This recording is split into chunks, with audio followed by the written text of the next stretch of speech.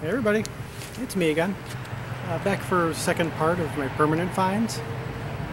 Thank you all for who watched and commented on the first video and made recommendations based on some of the stuff I showed, and just basked in the general enthusiasm of it all. Of course that's what it's all about. Made me feel really good. I felt like I had some of you on the dig with me, so it was very cool. I have 6 more here, and these are more along similar lines of, say, like meditative, ethereal stuff. New Age, for lack of a better term, or I like Derek, his term, healthy music. I think applies to a lot of this. Just good for kind of inner cleansing, inner healing, more of that sort of thing. So yeah, I'll start right in. Spencer Brewer, Shadow Dancer. This is a pianist and keyboardist who's done quite a few albums on the Narada label. This is an early pre-Narada, Willow Rose Records from 1984. From the instrumentation there, the keyboards he plays, it almost looks like it would be a prog record, or something along the lines. But it's actually a very quiet, pastoral, mostly acoustic, primarily piano-based, and the additional keyboards are used very sparingly, but really nice effect. Eric Tingstad is also on it, from Tingstad and Rumble, woodwind guitar duo, who I think to this day are still together and still make really nice music. But this is very pleasant listen, and not too syrupy or anything. Some of the later stuff tends to be a little bit, but this is a real nice, subtle chamber, I guess kind of chamberish music. I would definitely recommend it. I feel like I've seen this shown before. The cover is familiar, but I don't think I've actually seen it on the racks before this time, so it was real nice to find. This next one's quite interesting. The Oneness Space. I guess this could be considered like an early, it's kind of a folk, like New Age before it was New Age. Let's see, Marcus Allen is on here, and John Burnoff, who I think were known for being on the Rising Sun label.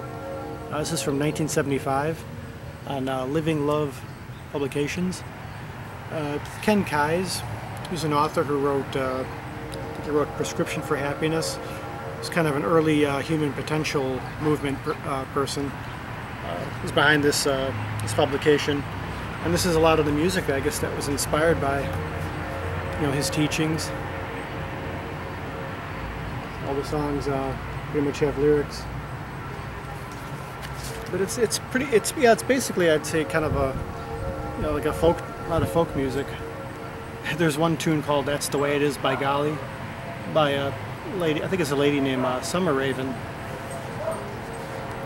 So that's something I'll have to absorb more. It's singer-songwriter type stuff I'm not real keen on, but and the songs are so. There's not a whole lot of metaphor in the songs. They're very, the songs are kind of sung straight out. Lyrics are very, pointed, but it's pretty enjoyable. Something different. And I really like this cover. It's very striking colors. So it's pretty neat. This next one is an absolute beauty, and I think it might have been on the compilation, the Eye in the Center compilation. The Light of Tao by through Aeolia, who is a German artist, I believe. I have a few other of his albums on cassette. Beautiful, meditative, shimmering, droning to an extent, but just very, very vibrant music. Dallas Smith is also on this on Lyricon. And Aeolia plays a variety of synthesizer, sitar, zither, tambora, chimes. It's really just a very, again, another example of like the early kind of New Age sort of thing, perfect for meditation. Just a beautiful, sustained, just kind of shimmering environment. It's the tone that it sets is just so, consistent throughout. And I think I like it even better than his later work. So I would definitely recommend this if you see it around, if you just want some nice, yeah, it's perfect for meditation. This next one was probably probably my least favorite of the batch, which isn't to say that I didn't like it. It just, you know, it was not exactly my kind of thing, but it's actually Peter Baumann, Strangers in the Night. And they actually cover that piece, Strangers in the Night, which you heard like the old crooners, like, you know, Sinatra cover. I guess, again, and this is like another synth pop album. You know, all the songs have lyrics, and it sounds like they're really trying to get a hit out of it. But it was pretty decent for what it is. It's not. I would have never known it was Peter Baumann once I checked the cover. But it was fairly decent for a couple bucks. Something. It's nice to add to. I think I have most of his solo work. Peter Baumann. I have a couple more here. This next one is an incredible listen. L. Subramaniam, Expressions of Impressions on Sonic Atmospheres, 1985. I love this cover too. He's an Indian violin player who's also trained in the Western classical tradition. And you could hear kind of an East meets West. I think of G.S. Sachdev, the Bansuri flute player, kind of along similar lines. He's joined up by Vijay Subramaniam on tambura, and that's all it is. It's violin and tambura. It's very kind of dark, droning. You imagine being like in a cave, and you could kind of see like a light at the end of the cave, but it's very faint, with maybe his silhouette there playing the violin. That's kind of what I imagine. Incredible for meditation, visualization, just getting in like a sustained state of feeling, especially the piece Wandering Saint on side B. It's an incredible, again, like sustained, kind of like a tone poem, but his playing, his phrasing is so subtle. It's highly recommended.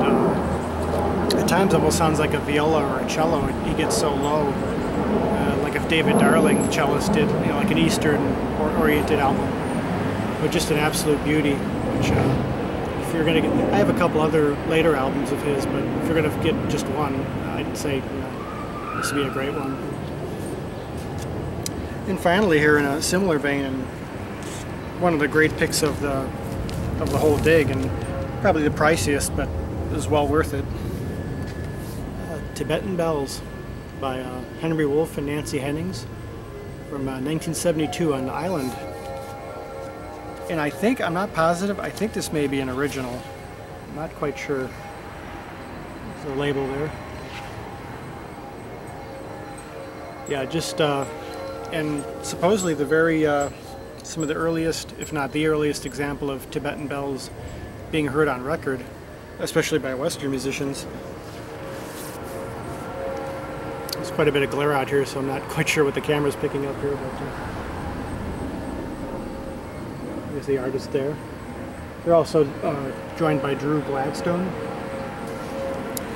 I have most of the later ones. I think they did 3 Tibetan Bells series, and then they did a couple afterwards which added additional instrumentation, but the Tibetan Bells were always at the core of it. But yeah, here's the first one, and it's there's some studio effects which it sounds like the bells are kind of evolving from something. There's almost like maybe like tape loops, but everything heard is originated from the bells themselves. And again, another great meditative album. The second side is a piece called A Choir of Bells, which is a great sustained sort of sound environment. So I would recommend this, whatever format you could find it on. The later ones are a little easier to find. They're on Celestial Harmonies, Tibetan Bells 2 and 3. But yeah, here's where it began, and I was very happy to find it. So yeah, excellent stuff. Well, we'll do it for this time around. I just wanted to show the remainder of the finds. It's another gorgeous day, even warmer than yesterday, but still very beautiful. Take it while it's here. And yeah, I'll have some I have some other finds from like half-price books from a few weeks back, and just some other assorted things I'll eventually get around to showing. But yeah, I just wanted to show the rest of these, and yeah, just again, it was a wonderful dig. And back in the 90s, I remember finding a lot of stuff that I liked all at once for very cheap, and it's a little further and fewer and further between nowadays, but it just kind of brought me back. So thank you all for coming along with me. I hope we're all doing well, and peace, love, and joy. Till next time.